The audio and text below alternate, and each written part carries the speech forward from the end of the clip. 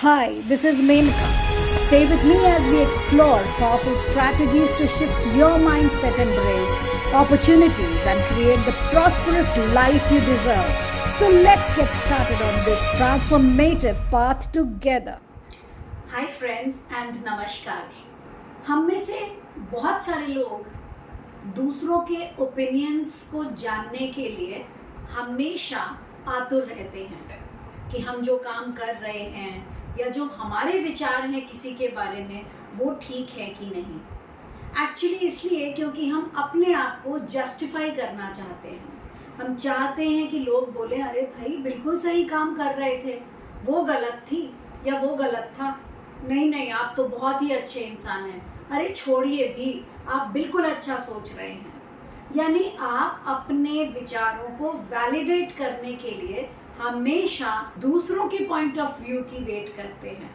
So my dear friends, this is something a very important topic, and I'm going to make today's topic very simple. Point of view.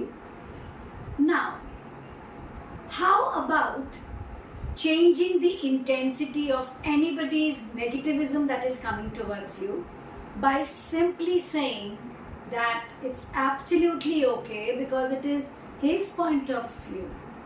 अगर कोई भी इंसान आपके बारे में किसी भी तरीके की जजमेंट करता है या आपको किसी भी चीज़ के बारे में अपने व्यूज़ बताता है या ये कहता है कि देखिए जी, आप जो कर रहे हैं ये ठीक नहीं है, आप बड़े ही मतलबी इंसान हैं, या ये वाला काम जो आप कर रहे हैं ये तो बड़ा घाटे का काम है, या अगर वो ये कहें ये तो भाई सारा दिन घूमती रहती है, या वॉट एवर एवरीबडी सेज, आपको आज मैं एक बहुत ही सिंपल फॉर्मूला बताऊंगी ताकि आप किसी के पॉइंट ऑफ व्यू से नाराज़ ना हो।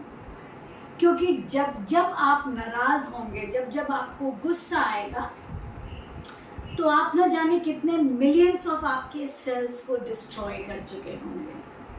So now for your personal well being, what you have to do is, whenever anybody says anything about you, जब भी आपको कोई भी अपनी धारणा बताता है आपके बारे में या किसी भी और चीज़ के बारे में, आपको उस समय उसका आंसर्स नहीं देना है।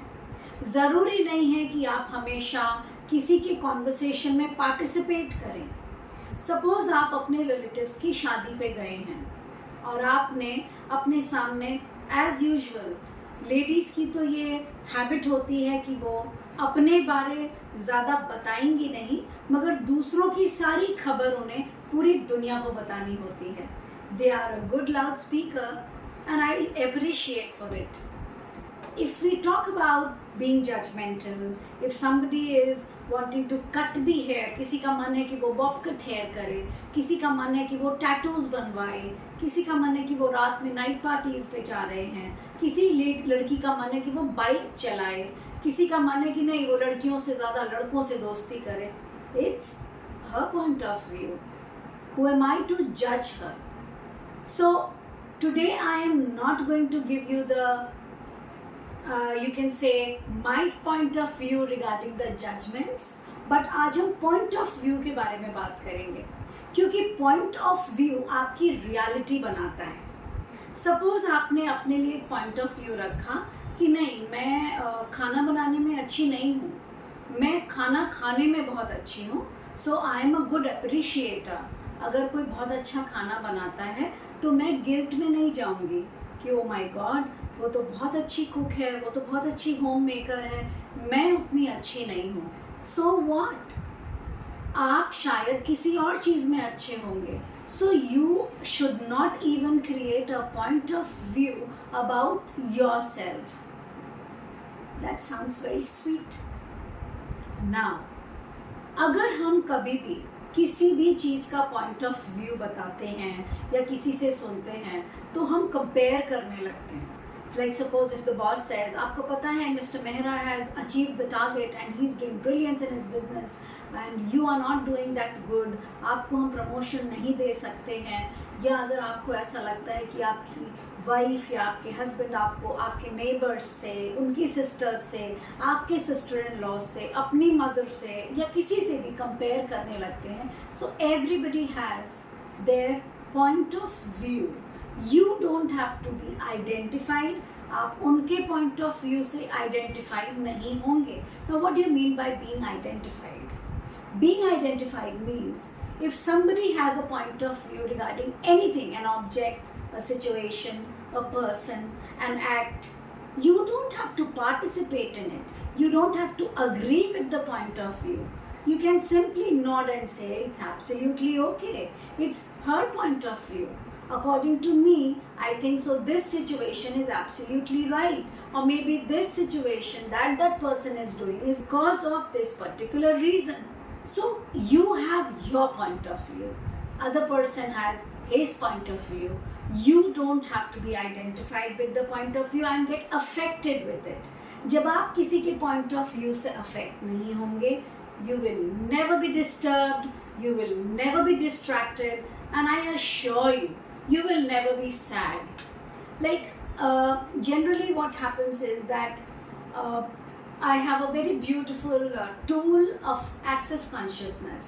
In access consciousness, what we do is we make the people aware of their potentialities, the probabilities. We enable them to know their happy space and we help them to make them live in that happy space. So when in access consciousness, we say our point of view, the other person who's not agreeing to it, we never pressurize that person to agree to it. If suppose I'm talking about access consciousness, if I'm talking about the pattern in which I am experiencing life, if I am talking about a client of mine and the difference that access has made in her life, doesn't mean that the difference that was made in her life will be the same in somebody else's life. So the point of view regarding anybody's act, anybody's situations, anybody's behavior is because of her or his situations. We should not be judgmental. So point of view बहुत ज़रूरी है. हाँ, ये भी बहुत ज़रूरी है कि आप दूसरों के पॉइंट ऑफ व्यू को सुने ज़रूर. इतने इग्नोरेंट अगर हो जाएंगे तो you will not give a option of growth to yourself. Suppose अगर हम किसी भी एक कॉन्वर्सेशन में हैं और अगर मैंने उस कॉन्वर्सेशन में अपना पॉइंट ऑफ व्यू डाला और अगर किसी और ने उसी कॉन्वर्सेशन में पार्टिसिपेट करके अपना पॉइंट ऑफ व्यू बताया, आप इतने रिजिड ना हो कि no, I am not going to listen, I am not going to analyse his point of view. Reason being, I'm so very satisfied, I'm so very stubborn about my point of view कि मुझे किसी के बारे में सुनना ही नहीं है या मुझे किसी का ओपिनियन सुनना ही नहीं है.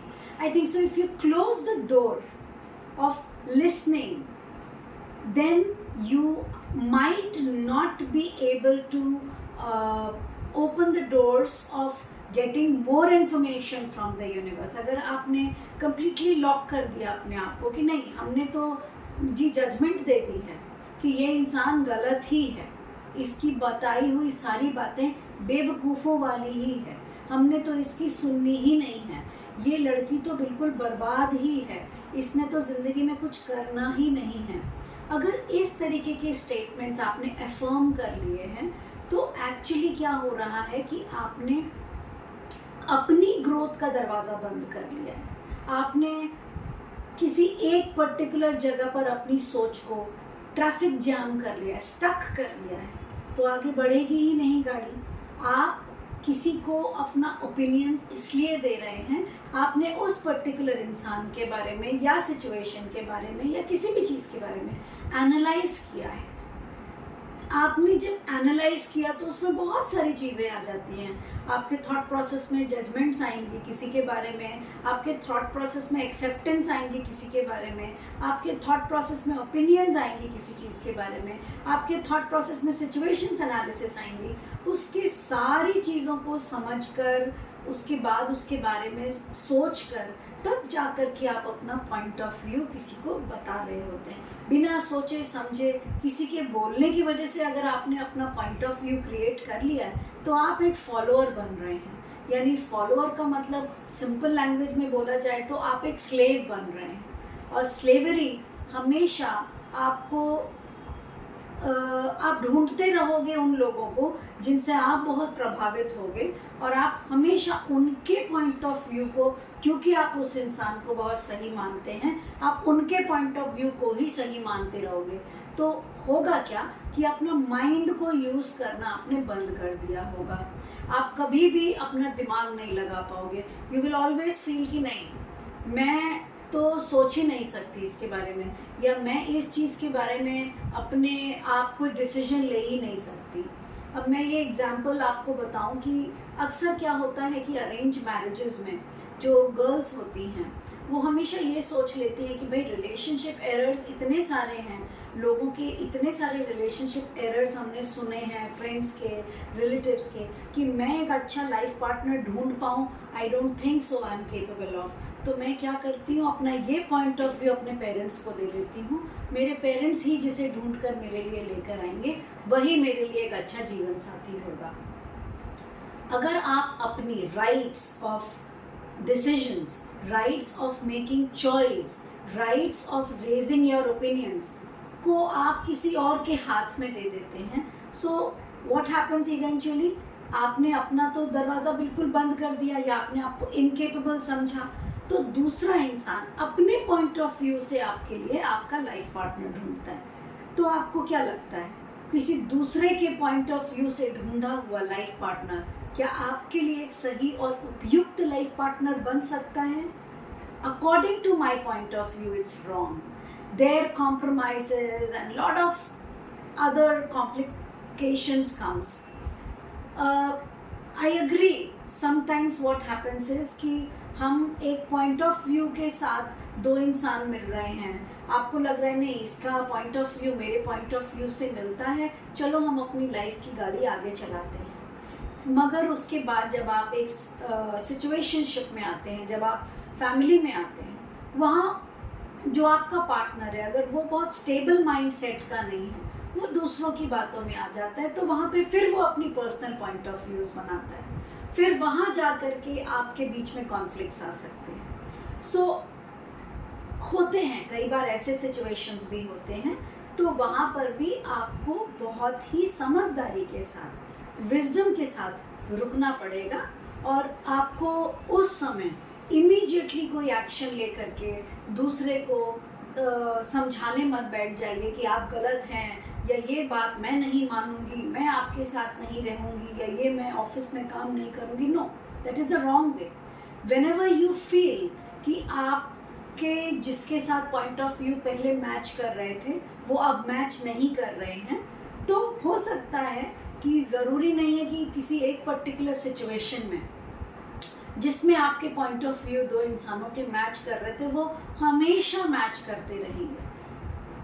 सिचुएशंस चेंज होंगी, किसी इंसान के माइंडसेट्स चेंज होंगे, कभी आपका और उनका ओपिनियन मैच नहीं करेगा, but you need to be stable with your mindset and you need to realise कि इट्स ओके। हमेशा वो मेरी बात माने या मैं बात मानूं ऐसा नहीं होगा, but let me still analyse कि ये बात के बारे में उनका ये ओपिनियन क्यों है। अगर आप थोड़ा सा समय दें, थोड़ा सा पॉज दें, तो आप अपने पॉइंट ऑफ व्यू को भी रख पाएंगे, दूसरों के पॉइंट ऑफ व्यू को भी सुन पाएंगे, and I believe that will make you more clear, because more you become clearer about any situation, you will be at peace, you will be absolutely on the right path of growth. So whenever you have any point of view created instantly because of any situation, always realize that point of view is created either instantly because of a situation, और आपके दिमाग में अगर किसी ने कोई चीज़ भर रखी है उसकी वजह से, तो ये दोनों चीज़ें आपको थोड़ा सा पॉज देना पड़ेगा। सिचुएशंस कैसी भी हो, लड़ाई हो रही हो, किसी ने कंप्लेन करती हो आपकी, कोई आपको बुरा बोल रहा है, बी पॉज्ड, शांत हो जाइए। अगर कोई आपको बुरा बोल रहा है, आपको तुरंत जाकर के फ्रंट फेस में लड़ाई करने नहीं लगना है, क्योंकि अगर आप ऐसा करते हैं तो आप एक्चुअली शो करते हैं कि आप गलत हैं। क्योंकि अगर आप अपने आप को इमीडिएटली डिफेंड करते हैं, इसका मतलब है कि आप आइडेंटिफाई हो रहे हैं, जिसने आपको गलत बोला है आप मान रहे हैं कि आप गलत है, तभी आप अपने आप को प्रूफ करने जा रहे हैं रॉन्ग। अगर आपको कोई गलत भी बोलता है, शांत रहें। ज़रूरी नहीं है कि आप एक एक इंसान के पास जाएं और उनको प्रूफ करें कि आप बिल्कुल सही हैं। इसी सिचुएशन को आप साइलेंटली अपने लिए बोलिए, I am absolutely at peace. मुझे अगर कोई भी गलत बोल रहा है या आपको कोई भी गलत बोल रहा है, तो उस समय अपने आप को ये बोलिए कि इट्स एब्सोल्युटली ओके। जो भी कुछ भी बोल रहा है, it is their point of view, I have no objections to that. वो अपने पॉइंट ऑफ व्यू के वजह से ये बात बोल रहे हैं, it's okay, absolutely okay. I am not agreeing to it. How simple this is, and how simple way of actually bringing yourself out of the negativity, being at peace, nurturing yourself, growing your maturity, moving towards wisdom, and that peace of mind will always help you move ahead. So my dear friends, I would appreciate if you would comment on my videos and do like and subscribe my channel, and let me know if any particular podcast, if it is needed by you. I will definitely give you my point of view, which definitely you can accept or reject, but I would appreciate if you give your point of view in the comment box. Till then, bye, see you.